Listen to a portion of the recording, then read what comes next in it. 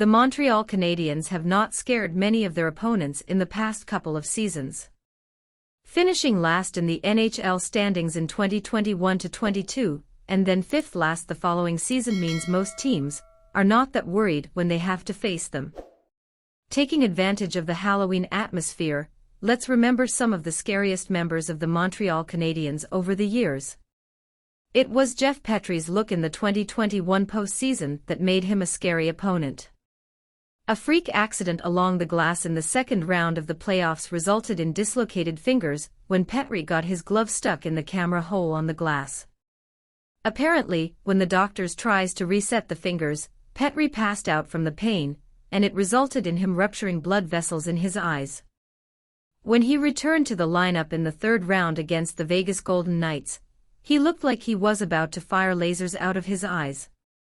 John Cordic had a distinct style where he could fire out punches in rapid succession, hammering an opponent 2 or 3 times in a row before they knew what was coming. Even more terrifying was a seemingly unlimited pain tolerance level. You may as well punch the ice instead of his head, as he never really seemed to notice anyway. He was once suspended 5 games for fighting Gord Donnelly of the Quebec Nordiques before the game even started. Montreal Canadiens defender Lyle O'Delian not only could fight, but he was always looking to impact the game with a big hit. He was smart enough defensively to be in the right position, and when an opposing player was in a vulnerable position, O'Delian took advantage by stepping up and making them think twice about skating into the Canadiens' zone with the puck again. He averaged 3.25 penalty minutes per game while a member of the Canadiens, which is the second highest PIMs per game in franchise history. Larry Robinson, at 6'3" and 220 pounds, he was also one of the biggest players on the ice in those days. Though he was not a regular fighter, he did drop the gloves with some of the league heavyweights at the time and more than held his own.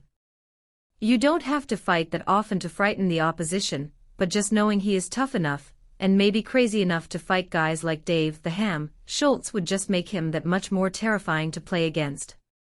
Sheldon Souray, he was big, at 6 feet 4 inches and 233 pounds, and was not afraid to use his size to his advantage with physical play in the defensive zone. Not only was Souray an intimidating opponent because of his size, physicality, willingness to drop the gloves and insane slapshot. He also scared the daylights out of Canadiens fans, as his defensive awareness in his own zone left a lot to be desired. There is nothing really physically intimidating about facing Guy Lafleur. You didn't have to worry about him taking you out, running you over with a big hit, or fighting anyone. But he did score 518 goals for the Canadiens, and won 3 consecutive Art Ross trophies, 3 Lester Pearson awards, and a couple of Hart trophies as well as a Conn Smythe. He scored at least 50 goals and 119 points each season from 1974 to 1980, making him the best player in the league for close to a decade. John Ferguson was known as the league's toughest enforcer during his 8th season NHL. He scored 18 goals and 45 points in 59 games as a rookie, and had a total of 303 points in his 500-game career. He had a career-high 29 goals in 1968-69. Sprague Cleghorn was charged with assault for attacking an Ottawa Senators player with his stick and hitting him over the head in the 1923 playoffs. He was suspended by his own team, not the league, after that game. The Canadiens were so frustrated by his constant antics they didn't want him on the ice anymore. And this was in the middle of the finals. Cleghorn's play on the ice inspired the Lady Byng Trophy, not because he is so gentlemanly, as the award suggests, but because he was the complete opposite.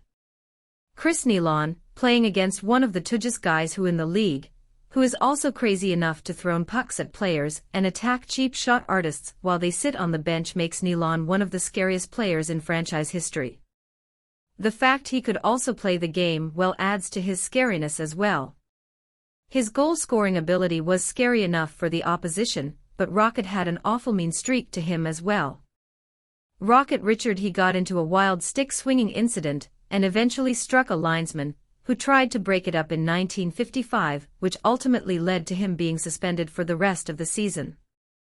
Hall of Fame goaltenders like Glenn Hall and Terry Sawchuk admitted it was scary facing Rocket. Which of these players would you not want to face in a hockey game?